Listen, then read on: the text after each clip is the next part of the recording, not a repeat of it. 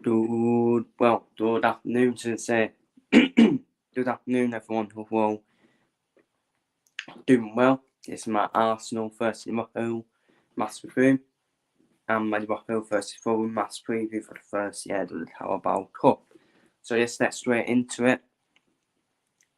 So we're to Arsenal fair play to Arsenal for wearing the all-white kit for the tours. I think they've been doing every year for night crime, which is a serious problem, especially in the UK at this moment in time. So fair dues to them for Arsenal for doing that, and obviously we wore our purple kit. Starting 11s for both teams, especially for us. I mean, it was still strong starting 11, wasn't it, for us? But the only problem I had with starting 11, which was a problem during the day, was our midfield of Curtis Jones, McAllister, and Harvey Elliott all playing in midfield.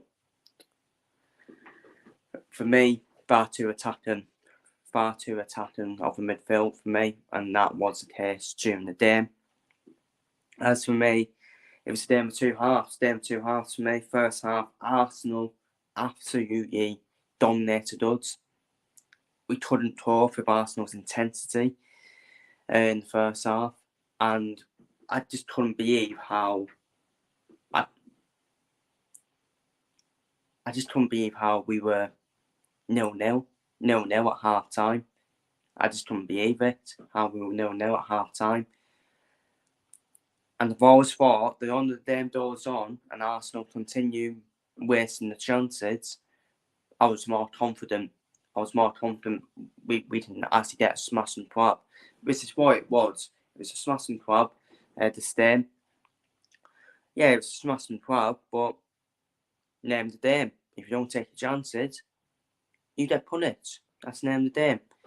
And you've got to take your chances against the likes of Liverpool and Manchester City, who are for me the top teams in England no matter what. Despite Arsenal's one season wonder from that season, which is proven to be a one season wonder at the moment with Arsenal. And the first goal, and I think our chances in the second half changed it for me. Playing Núñez on the left. I'm losing my patience with Darwin Núñez, to be honest with you. His end product is terrible. Honestly. The pass to Diaz, he passed it behind him. When we were on the counter. And Núñez, he's always taunting when he's about to put his shoot. Just fucking shoot. Oh my God. And for me, Núñez is not striker for me. He's more for the left winger for me. He's better playing on the wing for Liverpool, because he is a hoof threat when he's playing on the wing. When he's done one-on-one with the defender as well. But sometimes it's use my patience with Núñez. Sometimes we do. But then we made the changes. Gravenberch and Jota were much better when Gravenberch came in the midfield. We looked more stable. We looked more stable in midfield for me. And obviously Jota came on and started to cause havoc for the Arsenal defence as well. But the first goal came from a free kick. I think it was with 10 or so minutes to go. The free kick came from with 10 minutes to go. Arnold's free kick. Obviously, Arnold hit the crossbar again against Arsenal for the second time in 2 games against Arsenal in the first half. With a free kick in, which went straight in. I think it was given the Kivior own goal in the end. And that's the danger when you don't take your chances. That is the danger. When you don't take your chances if you're Arsenal. That is the danger. If Arsenal's quality as well. And then, to be fair to Arsenal fans, when they saw that goal went in, a lot of Arsenal fans were meltdown saying game over. them over because they knew it was coming, because they kept on wasting chances, and it was only a matter of time before it did come for Arsenal. The goal came for Liverpool, and we got the second goal through Luis Diaz. Then this was when Arsenal were attacking at the time, and we went on the counter. Jota finds the pass to Diaz, bumping finish from Luis Diaz to finish the game off as Arsenal. Now, probably where yesterday only got the Champions League yet to win. There's still 5 points off the top in the Premier League, but at the moment, looking at that Arsenal team, they look like they've been overkilled in terms of their attackers. No squad depth for Arsenal either. They need a striker. I've been Arsenal asked for Jesus Christ up front, not W. Jesus, if I'm being honest with you. That's who they do need up front, is Jesus Christ. And but yeah, that's his bit of an analogy for me. Smash and crab for Muds. Man and match for me was probably Canate. You have to say Canate was probably man and match. But Joe Gomez then, he don't get credit for his performances. He was immense then at left back, Joe Gomez.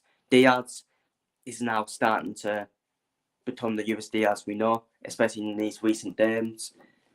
He was good in attack as well. And despite Nunes' end product, he was a threat as well. But yeah, Canate, my man and Matt, but Joe Gomez is an honourable mention for me. Deserves a lot of credit, in my opinion. And we go through to the next round of the FA Cup, and all this nonsense of people saying, "Oh, we should play a weak team." Are you having a laugh? We don't be down the parade after Fulham on Wednesday, the Carabao Cup, which we'll move on to shortly. So, yeah, keep playing the strongest team. I'm a greedy man. At Christmas dinner. I want to win everything. I want everything. And that is the mentality you got to have. And with this team, we're capable. We're capable of winning not trophies this season. And that's certainly got a huge chance of the Carabao Cup and the Europa League as well. And moving on to the Carabao Cup on Wednesday, at home to Fulham in the first leg. Not ideal that the first leg's at Anfield, but at the same time, it's over to us. It's over to us to try and get the job done in the first leg. And with like a 3-0 or 4-0 and something like that, that would be job done.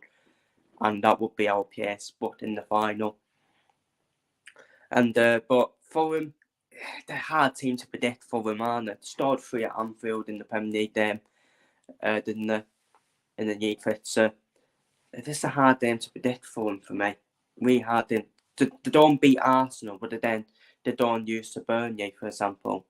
So they are going to be a hard team to predict. But yeah, we should still go for our strongest team. This is the trophies we are going to win. The trophies we are favourites to win is the Carabao Cup and the Europa League. And I expect us to win both of them this season. The Premier League, still a lot of questions to be asked in terms of the Premier League, but we're top of the league at the moment, and the FA Cup depending on the draw. So my line-up for the Fulham game will be this. Line-up. I think Taylor will come in down because he is the League Cup goalkeeper. I think it'll be Arnold, Canate. I think Van Dijk will come back in for Quenza. Gomez at left back. Curtis Jones, Gravenberch, McAllister, Diaz, Jota, and Nunes. I'll start Nunes on the left. And that would be my lineup against Fulham. And finally, my score prediction against Fulham. I'm going to go for a 3-1 win to Liverpool. At Anfield. In the first set, which you could say is kind of job done and kind of your PS booked in the final with that storyline. But I'm going to go for a 3-1 win to Liverpool against Fulham. So feel free to leave your thoughts down below on the Arsenal game, down below, and your thoughts on the Fulham game down below in the comments. Take care, stay safe, see you later, and up the Reds. And yes, try and get the job done in the first year of the Carabao Cup and try and put our place in the final early as possible. Up the Reds.